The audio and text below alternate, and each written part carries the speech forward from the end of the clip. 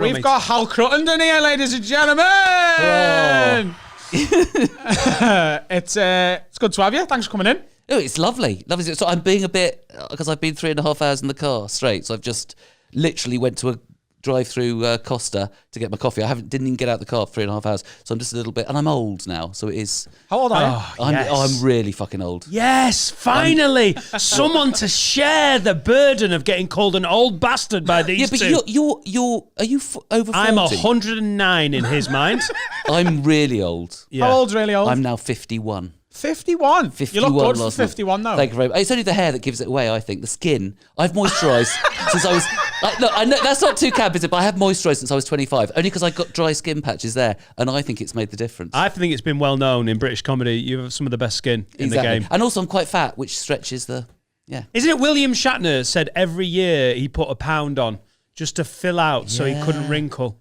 Showbiz, darling. That's why I'm fucking filling out. It's just for my wonderful complexion. How old are you, Dan? I'm 40 next year. We just discussed it. Sorry, I was just really rude going, are you...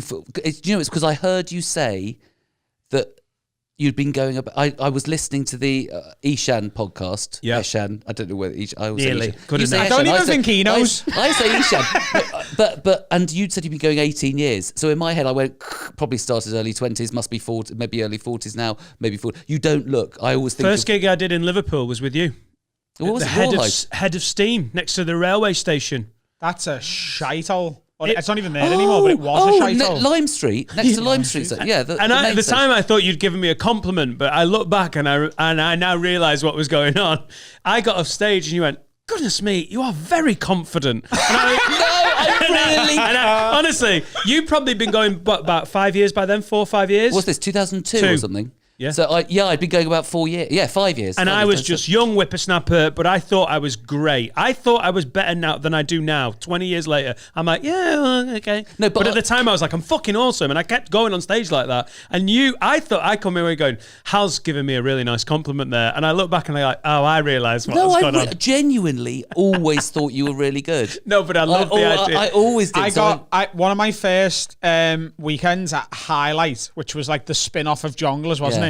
At the time, I was represented by someone called Hannah Oldman.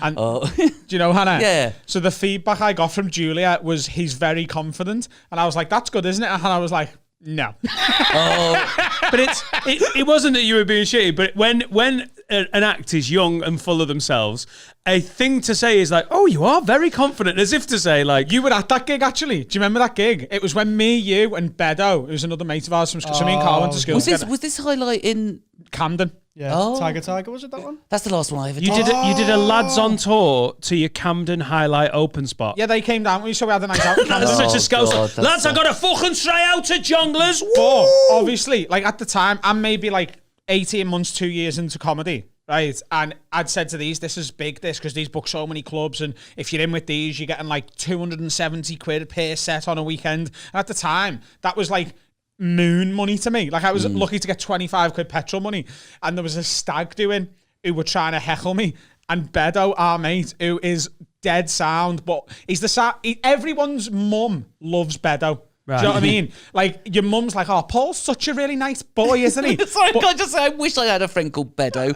All my friends are called Charles or John. I wish no nicknames. Anyway. There's a lot of stees come out in the wash with these stories. Sorry. But he's the type of lad who you bring around for tea, and he's like, you all right, Mrs. Rowe, do you need any hand with the dinner? Do you want me to peel the potatoes? And then your ma goes upstairs, and he's like, I'll fucking stab that cunt. Like, he's just got two, he's just bipolar. Yeah. And he went over to this group at this table of lads who were heckling me, and he was like, listen, lads, if you don't shut the fuck up, you're going to ruin his gig, and then I'll ruin your fucking week. What a great threat. I'll fucking kill you because he wants progression. He's trying to get paid work. I'll fucking smack you out. When did you start then? 98. How old were you? 97. It must be 97. No. Oh God, I did my first. You do that thing where you lie for ages, and I got past that. 2009. I now give up. No, I start because you start going. Well, I sort of was professional about 2001. I sort of was messing around for a while. Did bits and bobs. So I did a few gigs at the end of 1996. Who was on the bill? I love playing this game. This is a great fun. Who was your bill for your very first gig? Well, the thing is, the first gig I did was beneath a restaurant in Notting Hill called Crock of Wit.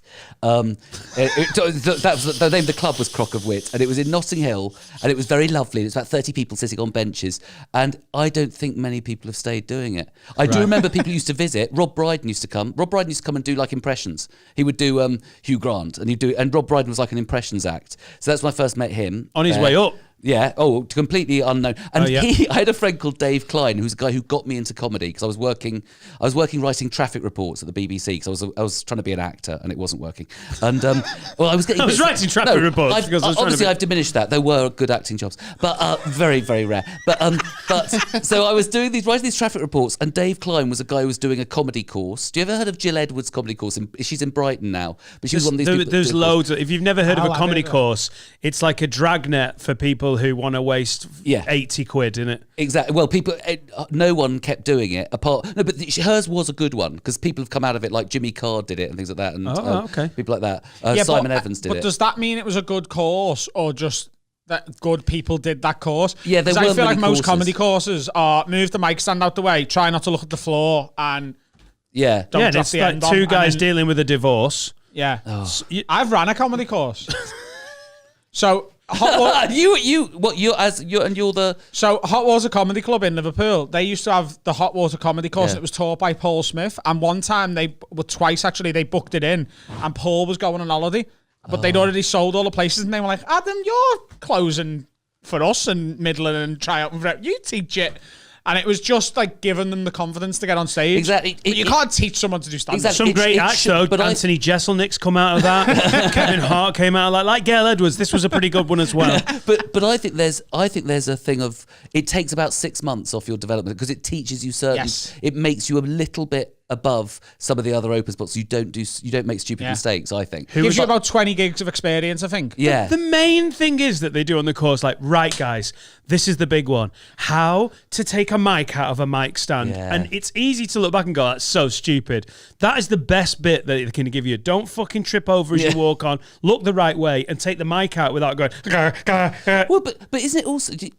I used to watch people at the Comedy Store when the Comedy Store had open spots that really were new.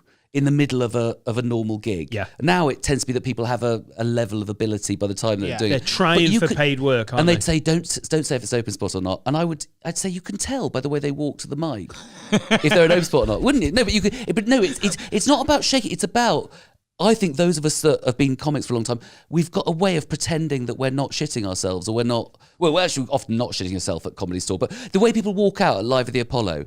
Going, hey, Apollo, whoa, and inside they're going, this better fucking go well.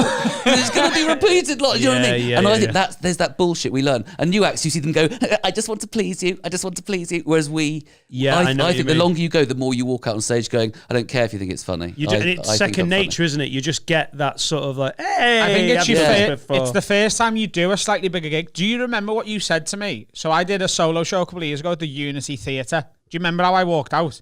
He said, because I've always been, like you, confident with every gig I do. I'd sold 180 tickets, and I was like, this is going to be... I'd just done your In the House podcast a few weeks before, because we were talking about it on your podcast. And I normally walk on stage, and I'm like, yeah, let's fucking do this. I'm dead confident. You told me I walked out, like, apologetically. And that was the worst solo show I've ever had. It didn't go well. I don't like the room anyway. But I walked out, and I was like... Because like the wall of noise, and he was like, it was like you were apologising for being there. It's exactly what you're talking about. That like imposter syndrome of I shouldn't be here yet. Yeah.